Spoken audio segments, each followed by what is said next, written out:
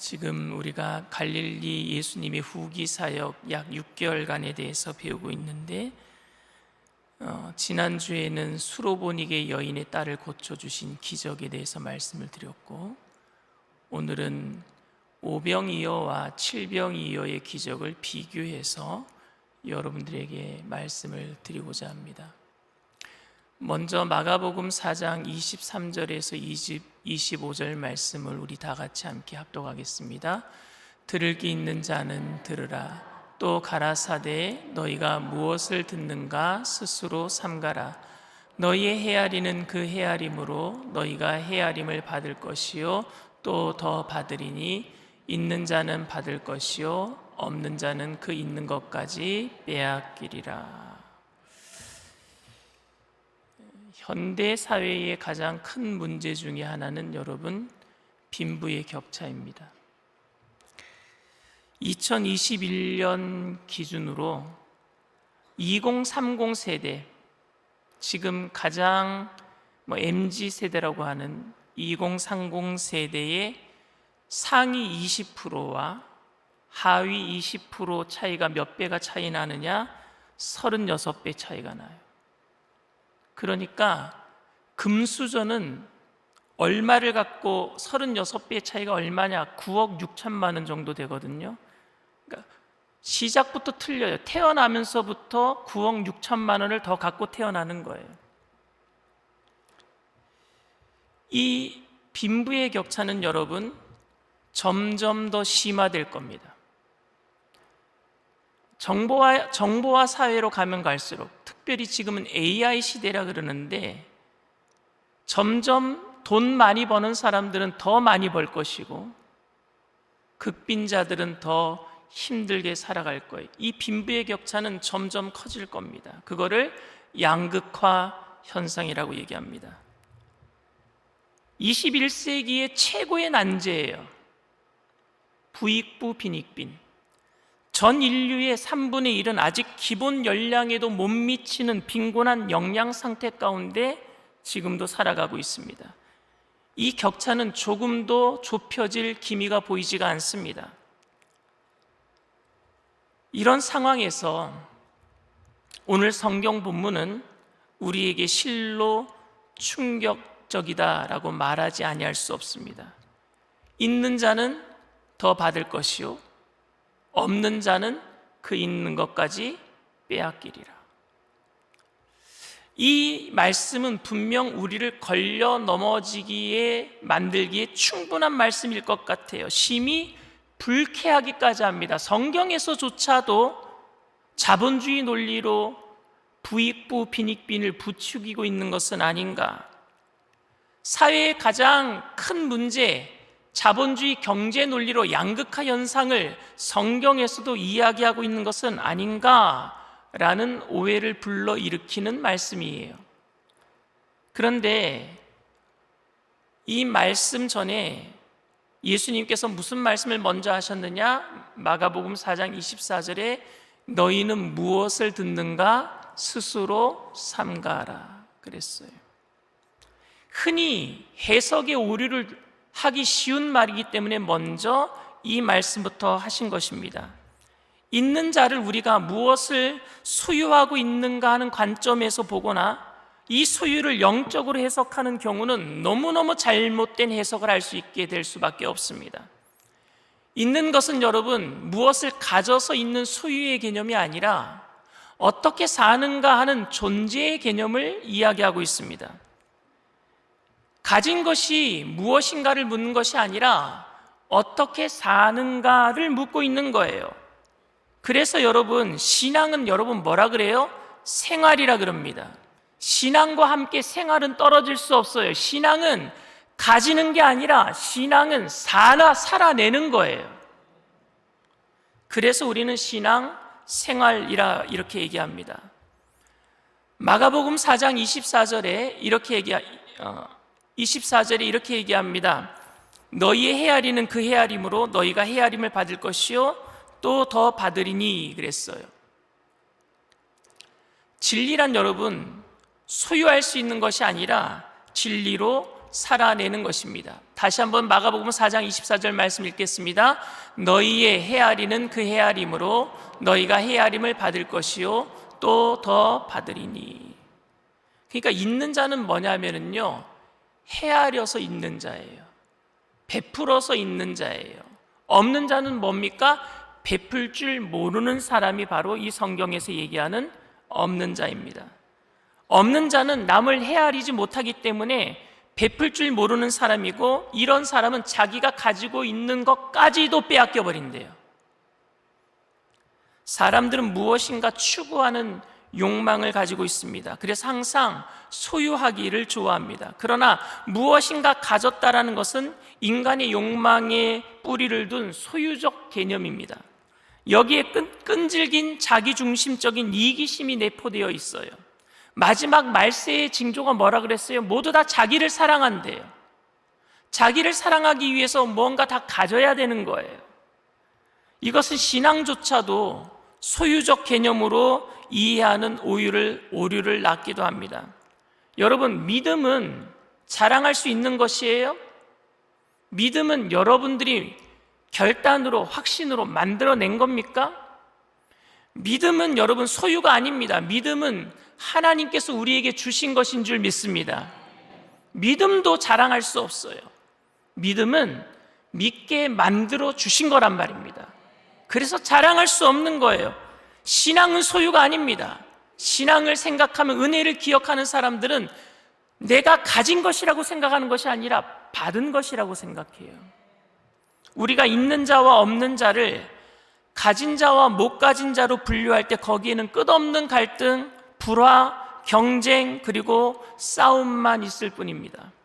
주는 사람은 없고 가지고자 하는 사람만 있을 때에 인간관계란 서로 빼앗고 빼앗기는 관계로 전락할 수밖에 없고, 그래서 힘의 논리가 이 땅을 지배하는 거예요. 왜? 더 가지기 위해서. 힘을 가져야 되니까. 어떠한 수를 써서라도 가져야겠다라는 욕망에 사로잡혀 있는 한 싸움은 이 땅에 계속될 것입니다. 소유에 대한 가치관이 믿는 사람들에게 변하지 않는다면은 우리들도 신앙생활하면서 결국에는 세속주의가 교회 안에 들어와서 우리의 신앙을 다 망가뜨려 버릴 거예요. 이 소유적인 개념이 바뀌지 않는다면. 그래서 여러분, 가졌다라는 사람과 받았다라는 사람이 달라요. 우리는 신앙을 가진 게 아니라 받은 거예요. 우리는 물질을 가진 게 아니라 하나님께로 받은 거예요.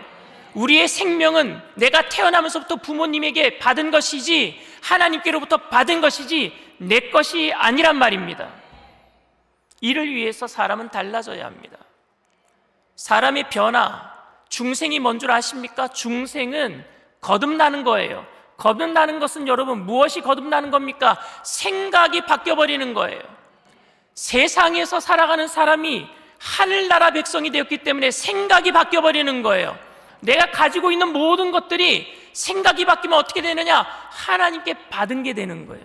내가 받았구나. 깨닫고 보니까 다 받은 게 되는 거예요. 그러므로 가졌다라는 사람과 받았다라고 하는 사람 사이에는 엄청난 차이가 있고 삶의 질 또한 다를 수밖에 없습니다. 가졌다라고 하는 사람들은 자기의 욕망을 쫓아서 살고 자기의 욕망에 사로잡혀서 살게 됨으로써 자기가 소유한 것에 의해서 오히려 구속당하는 삶을 살아가게 돼요. 돈을 가졌다라는 사람들은요, 돈을 쫓아가고 결국에 돈의 구속, 노예가 되고 맙니다. 그러나 이와 반대로 받았다라는 사람은요, 사랑을 알고 은혜를 압니다. 이것이 바로 주님 안에서의 삶인 줄 믿습니다.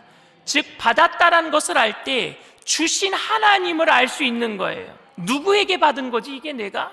주신 하나님을 알게 될 거예요. 주신 분이 하나님을 알고 자기가 가진 것이 하나님으로부터 받은 것이라는 것을 아는 자만이 감사가 넘쳐나는 겁니다. 그리고 감사할 줄 아는 사람이 받은 것에 대한 책임이 있어요. 주라는 명령 앞에 서게 될 줄 믿습니다. 감사하니까 주라는 명령 앞에 서게 되는 거예요. 이것은 마지못해 따라야 할 책임이나 명령이 아니라 주신 사랑에 감사하고 받은 은혜에 감격해서 자진해서 자발적으로 보답하고자 하는 신앙의 응답입니다. 그러니까 내가 주는 것도 자랑할 수 없어요. 주님의 은혜니까. 어떻게 강요당해서 억지로 사랑할 수 있으며 스스로 마음 내키지 않은데 남에게 줄 수 있겠습니까? 사람은요, 사랑하는 만큼 자유하게 되고 주는 만큼 은혜를 더 입게 되는 것입니다. 그래서 25절에 있는 자는 가진 사람이 아니라 주는 사람입니다. 즉 주는 사람, 줄 줄 아는 사람이 진정으로 있는 자가 되는 거예요. 있는 자는 줌으로써 더 있게 되는다. 그 말씀 이제 이해가 되겠죠. 있는 자는 더 있게 될 것이고 없는 자는 그 있는 것까지 빼앗기리라. 여러분, 있는 사람, 줄 아는 사람들은 물질을 사용할 줄 알아요. 여러분, 누가 부자예요? 물질이 많은 사람을 세상에서는 부자라 그럽니다. 쌓아놓고 사는 사람들을 부자라 그럽니다. 그런데 성경에서는요, 그런 사람을 부자라고 얘기하지 않아요. 100억이 있더라도 사용할 줄 모르면 뭐예요? 가난한 사람이에요. 없는 사람이에요. 그런데 100만 원이 있더라도 100만 원을 내가 베풀 줄 알고 사용할 줄 아는 사람은, 그 사람은 있는 자, 부자가 되는 줄 믿습니다. 있는 자는 더 받게 될 것이요, 없는 자는 그 있는 것까지 빼앗기리라. 그래서 성경은 사용할 줄 아는 사람, 베푸는 사람을 부자, 있는 자라고 얘기를 합니다. 많이 가진 자가 있는 자가 아니라 많이 주는 자가 있는 자입니다. 바로 여기에 생명의 비밀이 있습니다. 제가 5병이요 7병이요 기적 얘기하려고 이 얘기 지금 한 거예요. 여러분, 5병이어와 7병이어의 기적이 있어요. 이게 예수님이 말씀하신 걸 잘 들어보세요. 마가복음 4장이 있는 자 없는 자 얘기한 다음에 마가복음의 5장에 가서 5병이어 기적을 이야기해요. 마가복음 6장 가서, 그리고 마가복음 8장 가서 7병이어 이 기적 이야기를 합니다. 먼저 있는 자 없는 자 얘기를 먼저 하셨어요. 이론을 먼저 얘기를 하셨어요. 그리고 예수님이 두 가지 기적을 연이어서 보여주시는데, 마가복음 6장에 보면은요, 보리떡 5개, 물고기 2마리 가지고 남자만 20세 이상 남자만 5,000명을 먹이셔요.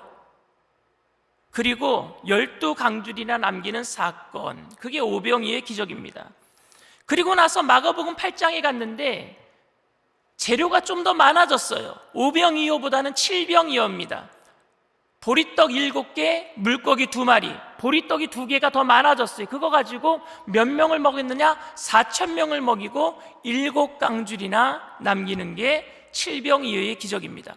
그리고 나서 예수님께서는요, 이후에 배를 타고 달마누타로 가셨습니다. 근데 배를 타고 달마누타로 가시면서 제자들에게 뭐라고 말씀하셨느냐? 바리새인들의 누룩을 조심해라, 이런 얘기를 하셨어요. 그러니까 누룩 얘기를 하니까 제자들이 예수님이 떡 얘기를 하시나 보다, 배에 보니까 우리가 떡이 없네, 난리가 났어요. 우리가 떡이 없다 라고 얘기를 하고 있는 거예요. 그때 예수님께서 뭐라고 말씀하셨느냐? 내가 보리떡 5개, 물고기 2마리 가지고 몇 명을 먹였느냐? 5,000명 먹였습니다. 몇 강줄이 남겼느냐? 12강줄이 남겼습니다. 내가 보리떡 7개랑 물고기 2마리 갖고 몇 명 먹였느냐? 4,000명 먹였습니다. 몇 강줄이 남겼느냐? 7강줄이 남겼습니다. 그렇게 대답하는 제자들에게 아직도 깨닫지 못하느냐? 이런 얘기를 하셔요. 한번 읽어볼게요. 마가복음 8장 9절에서 21절 말씀 우리 다 같이 읽습니다. 사람은 약 4,000명이었더라. 예수께서 그들을 흩어보내시고 곧 제자들과 함께 배 오르사 달마누다 지방으로 가시니라. 바리새인들이 나와서 예수를 힐난하며 그를 시험하며 하늘로부터 오는 표적을 구하거늘 예수께서 마음속으로 깊이 탄식하시며 이르시되 어찌하여 이 세대가 표적을 구하느냐? 내가 진실로 너희에게 이르노니 이 세대에 표적을 주지 아니하리라 하시고 그들을 떠나 다시 배에 올라 건너편으로 가시니라. 제자들이 떡 가져오기를 잊었음에 배에 떡 1개밖에 그들에게 없더라. 예수께서 경고하여 이르시되 삼가 바리새인들의 누룩과 헤롯의 누룩을 주의하라 하시니 제자들이 서로 수군거리기를 이는 우리에게 떡이 없음이로다 하거늘 예수께서 하시고 이르시되 너희가 어찌 떡이 없음으로 수군거리느냐 아직도 알지 못하며 깨닫지 못하느냐 너희 마음이 둔하냐 너희가 눈이 있어도 보지 못하며 귀가 있어도 듣지 못하며 또 기억하지 못하느냐 내가 떡 5개를 5,000명에게 떼어줄 때 조각 몇 바구니를 거뒀느냐 이르되 12리이다 또 7개를 4,000명에게 떼어줄 때 조각 몇 광주를 거두었느냐 이르되 7이니이다 이르시되 아직도 깨닫지 못하느냐 하시더라. 여러분 깨달았어요? 제가 이제 설명을 해드릴게요. 보리떡 5개와 물고기 2마리로 몇 명을 먹였어요? 5,000명을 먹였어요. 자, 몇 강주리가 남았어요? 12강주리가 남았어요. 자, 그러면 보리떡 7개와 물고기 2마리로 몇 명을 먹였어요? 4,000명을 먹였어요. 몇 강주리 남았어요? 7강주리가 남았습니다. 이해가 되세요? 자, 그러면 다시 설명해 드릴게요. 재료가 적어요. 5병2어는 7병2어보다 재료가 적어요. 그렇죠? 그런데 적은 것으로 4,000명보다 5,000명이 더 많죠? 더 많이 먹였어요. 적은 것으로 더 많이 나눌 때 얼마나 남았어요? 12강주리가 남았어요. 재료가 7병2어는 5병2어보다 많아요, 적어요? 많아요. 많은 것으로 5,000명보다 1,000명 더 작게 먹였어요. 몇 강줄이 남았어요? 7강줄이 남았어요. 이걸 이렇게 설명하면 됩니다. 적은 것 7병2어보다는 5병2어가 적지 5병2어로 많이 5,000명을 나누면 더 많이 남게 되고 12강줄이나 남게 되고 많은 것으로 5병2어보다는 7병2어가 많은데 많은 것으로 5,000명보다는 적게 4,000명 적게 나누면 덜 남게 된다. 이해가 되세요? 이게 있는 자는 더 있게 되고 없는 자는 그 있는 것까지 빼앗기리라. 이게 생명의 비밀이에요. 그러니 제자들에게 지금 떡 하나밖에 없다라고 했을 때 그 떡으로 나누게 되면 더 큰 기적이 일어날 줄을 너희가 왜 모르느냐? 예수님이 말씀하시는 거예요. 저는 우리 교회가 힘들고 어려울 때 더 힘써서 주님을 섬기게 되기를 원합니다. 더 나누게 되기를 원합니다. 왜냐하면 그게 기적의 때니까요. 그때가 정말 오병이어의 기적의 때니까요. 성경에서 말하는 생명의 비밀이란 많이 주면은요 적게 되는 것이 아니라 도리어 더 많게 되고 적게 주면은 더 많이 남게 되는 것이 아니라 도리어 적게 된단 말입니다. 내가 주머니에 있는 것을 조금만 주면은 많이 남는 게 아니라 더 적게 남게 되고 주머니에 있는 것을 다 줘버리면은 적게 남는 게 아니라 더 채워지게 될 줄 믿습니다. 그러므로 여러분, 비움은 충만함은 비움 뒤에 오는 은혜예요. 충만함은 비움은 우리의 일이고 채움은 주님의 일인 줄 믿습니다. 나는 비워내야 돼요. 주님은 채워주실 줄 믿습니다. 이러한 진리가 참으로 우리를 욕망의 사슬에서 자유롭게 하며 주고받는 올바른 성경적 관계의 원형을 회복시켜 주실 줄 믿습니다. 즉 빼앗기고 빼앗기는 욕망의 관계에서 주고받는 생명의 관계로 우리가 변화돼야 돼요. 교회는 그렇게 변화돼야 돼요. 욕망의 관계에는 빼앗기는 자가 빼앗는 자가 있는 자가 되지만 빼앗기는 자는 없는 자가 되지만 생명의 관계에서는요 주는 자가 있는 자가 되고 주지 않는 자가 없는 자가 되고 마는 것입니다. 그러므로 물질을 많이 가진 부자가 없는 자일 수도 있고 가난한 자가 도리어 있는 자가 될 수도 있습니다. 이러한 의미에서 성경은 있는 자는 더 받게 되고 도리어 덤으로 더 얻게 된다라고 말하고 있습니다. 베푸는 사람, 더 나누는 사람, 없을 때일수록 더 많이 베풀 수 있는 사람. 그래서 있는 자와 남에게 줌으로써 있는 자와 가진 자가 돼야 됩니다. 우리가 서로 빼앗고 빼앗기는 욕망에 따라 사느냐, 아니면은 주고 받고 서로 사랑 안에서 살아가느냐, 있는 자와 없는 자의 기준이 달라질 뿐만이 아니라 삶의 질 또한 우리에게 달라지게 될 거예요. 여러분, 우리는 생명의 호흡법이 있어야 돼요. 그 호흡법이 뭐냐? 들숨과 날숨. 먼저 숨을 들이쉬는 것이 먼저가 아니라 숨을 내쉬는 것이 먼저가 되어야 됩니다. 주님께서 우리에게 무엇을 주셨어요? 생명의 호흡을 주셨어요. 그거를 구약 성경에서는 루하흐라 그럽니다. 하나님의 숨결이 우리에게 들어올 때 우리가 생명이 된지라 그랬어요. 하나님이 먼저 우리에게 불어 넣어 주셨어요. 우리들도 그 생명을 다른 사람들에게 불어 넣어줘야 될 줄 믿습니다. 내쉬는 숨 말입니다. 입냄새 풍기지 마시고 내쉬는 숨으로 사랑으로 베풀란 말입니다.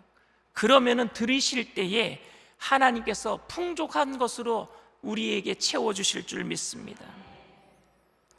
예수님께서 우리에게 생명을 내어주셨듯이 우리들도 우리의 삶과 우리의 시간과 우리의 물질을 들여서 다른 사람들에게 생명처럼 아끼는 것들을 내어줄 때에 비우는 것은 내 일이고 채우는 것은 주님의 일인 줄 믿습니다. 그래서 주님이 뭐라고 말씀하셨느냐? 먼저 그 나라와 그 의를 구하라. 그리하면 이 모든 것들을 너희에게 더하여 주시겠다. 먼저 그 나라와 그 의를 구하는 있는 자가 되시길 바랍니다. 베풀어서 있는 자가 되기를 바랍니다.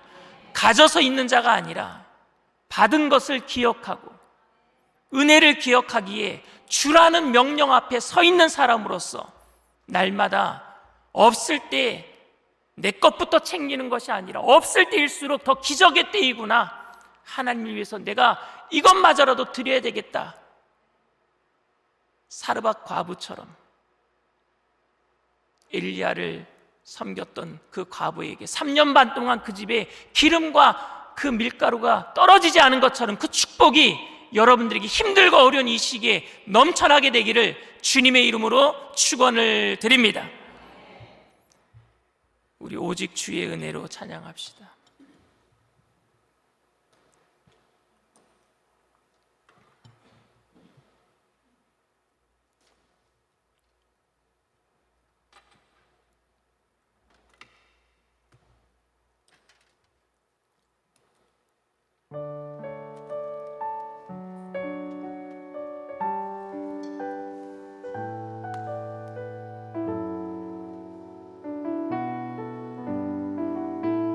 오직 주의 은혜로, 오직 주의 은혜로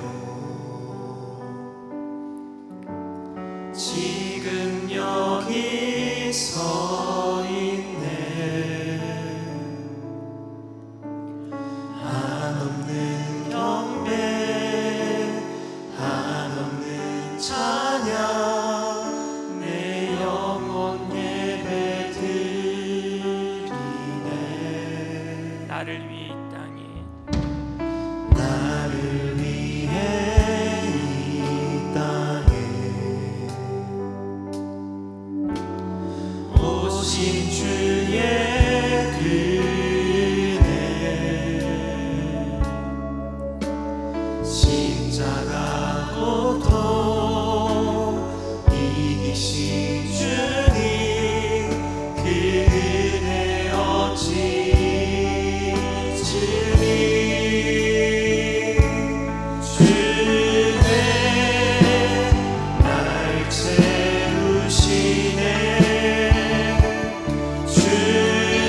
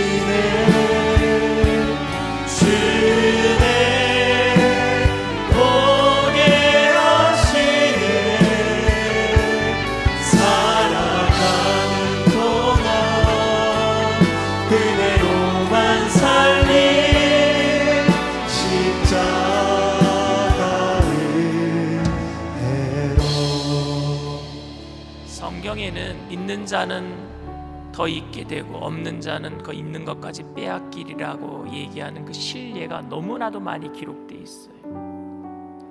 한 부자가 농사가 너무 잘 돼서 창고를 더 짓고 엄청 쌓아놓고 야, 나 많이 가졌다, 다 있다, 다 있다 라고 할 때 그날 하나님이 나타나셔서 네 생명을 오늘 내가 가져가면 네가 가지고 있는 것이 누구의 것이 되겠느냐. 그 사람은 가져서 있는 것이라고 생각했는데 결국 베풀지 않아서 없는 자가 되고 말았어요. 달란트 비유도 마찬가지예요. 5달란트 받은 사람은 5달란트를 사용한 거예요. 베푼 거예요. 그래서 10달란트가 됩니다. 2달란트 받은 사람도 사용했어요. 베풀었어요. 그래서 4달란트가 됩니다. 1달란트 받은 사람은 사용하지 않고 그냥 묻어놔 버렸어요. 안 사용한 거야. 가지고 있으면 되겠다 생각한 거예요. 그런데 그 있는 것까지 빼앗겨 버리고 말았어요. 그리고 5달란트 받은 사람에게 더 줘라 그럽니다.